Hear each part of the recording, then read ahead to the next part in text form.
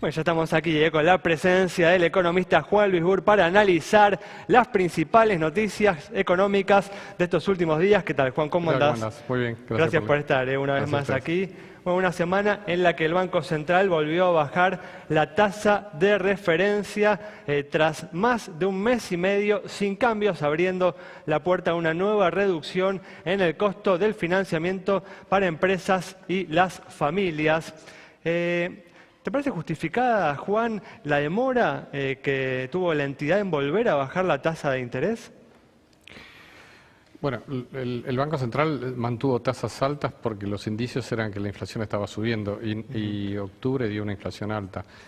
De hecho, si bien existe margen probablemente para bajar un poco las tasas, el escenario hacia adelante es complejo en materia de inflación y el Banco Central tiene que dar señales muy claras de que está comprometido a lograr la baja de inflación, sobre todo teniendo en cuenta que es casi el único mosquetero que está aquí peleando contra inflación, dado que el Tesoro, digamos, Hacienda no contribuye demasiado. Claro, yo decía, ¿no?, en el bloque anterior que, en mi opinión, hay una estrategia incompleta, desarticulada contra la inflación. ¿Se puede lograr un éxito perdurable de esta manera? Mira, yo te diría que el Banco Central ha definido una política muy clara como Banco Central. Uno puede tener dudas sobre el resto del gobierno, pero el Banco Central por lo menos dice que va a ir a un mecanismo de metas de inflación. Es un mecanismo de largo plazo bien definido, podés discutirlo o no, pero es un mecanismo bien definido y la política de corto plazo está siendo consistente con eso. Ahora, lo que estoy diciendo es que es el único que está actuando en ese sentido.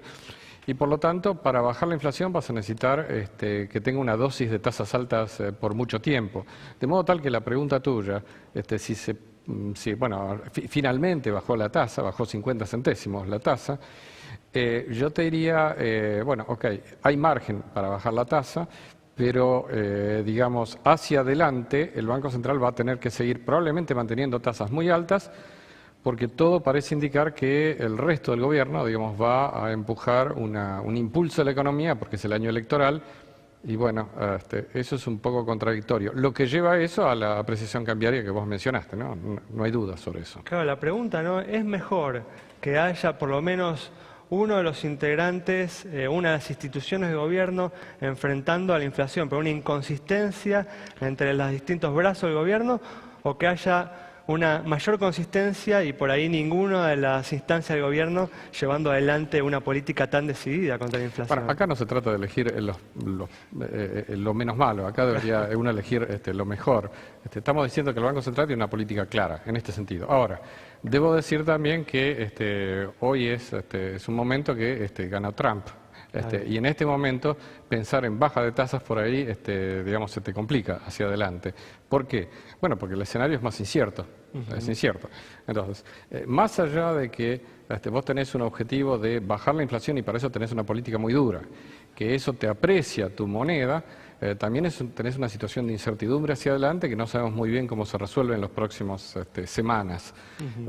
De modo tal que te diría, estamos en una situación donde vamos a ver por mucho tiempo, me parece a mí, tasas altas, más allá de que haya alguna baja de 25 centésimos más o 50 centésimos, porque Argentina, digamos, está en una situación donde el nivel de desequilibrio fiscal financiado con entrada de capitales, vos sabés que, bueno, en algún momento va a encontrar un límite, sobre todo si en el futuro, en algún momento, no sabemos si es en 3 meses o en un año, el escenario mundial para los emergentes se complica.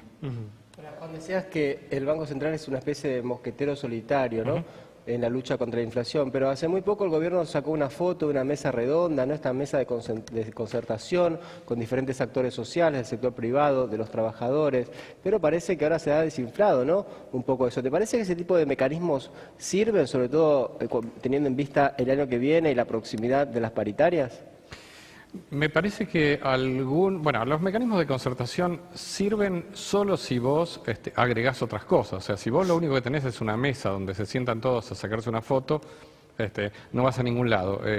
A la historia me remito, uno puede recordar las concertaciones desde Alfonsín en adelante, por decir, por no ir mucho más atrás.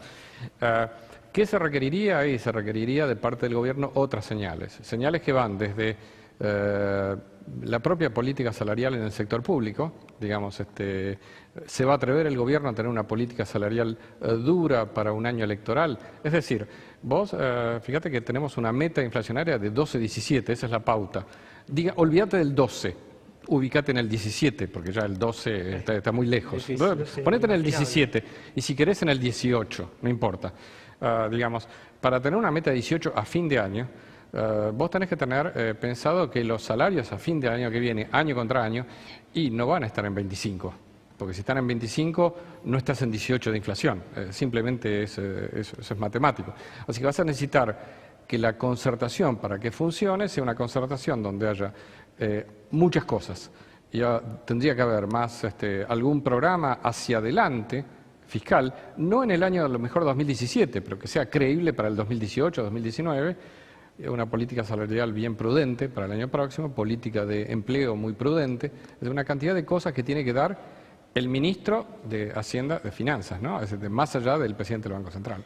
Ahora, si uno quisiera seguir por esa línea, ¿no? Pero también siendo creativo, porque si uno quisiera recortar el déficit, digamos, a lo bruto, podría hacer lo que hizo Cavallo, 13%, recorte de salarios, jubilaciones para todo, y vemos que eso no funciona ni siquiera políticamente. ¿Por dónde tiene que pasar el ajuste fiscal en la Argentina? ¿Cómo uno creativamente puede ir recortando ese déficit tan grande que supera 6 puntos del producto? Mira, cuando vos tenés una inflación que es del 40 este año y, digamos, promedio del año próximo será algún número entre 22 y 24, no sabemos cuál es el número.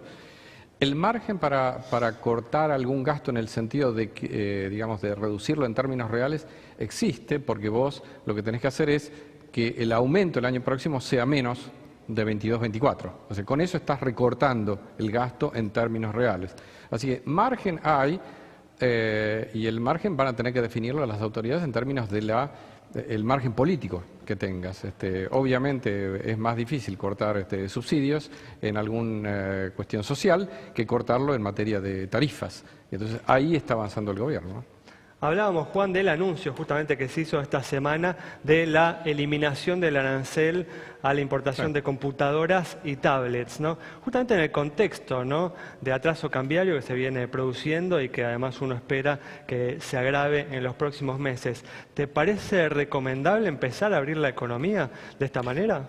A ver, yo creo que si vos estás planteando abrir la economía es una cosa que tenés que hacerlo en un contexto macro apropiado. Macro apropiado significa que tenés un programa fiscal creíble de largo plazo, que el tipo de cambio no se va a apreciar más, etcétera. Ahora, el caso de las tablets, el caso de las computadoras es un poquito diferente a mi modo de ver, y ahí disiento un poco, pues yo me parece que ahí se trata de apostar a que vos tenés que mejorar la tecnología, digamos. Y la productividad de la economía en general. Sí, y es cierto que eso le va a pegar a algunos, o sea, por supuesto, eso siempre. Es decir, siempre hay costos porque hay una parte de la economía que se beneficia de cierta protección. Pero bueno, digamos, vos tenés 43 millones de argentinos. Entonces, si no hay algún mecanismo de compensación para esos 1.000 personas que han sido identificadas, que pueden verse afectados en sus empleos a través de conseguir que pasen a otra actividad o como fuere, bueno, tenés un problema grave, porque en realidad tenés 43 millones de personas versus 1.000 personas, ¿ok?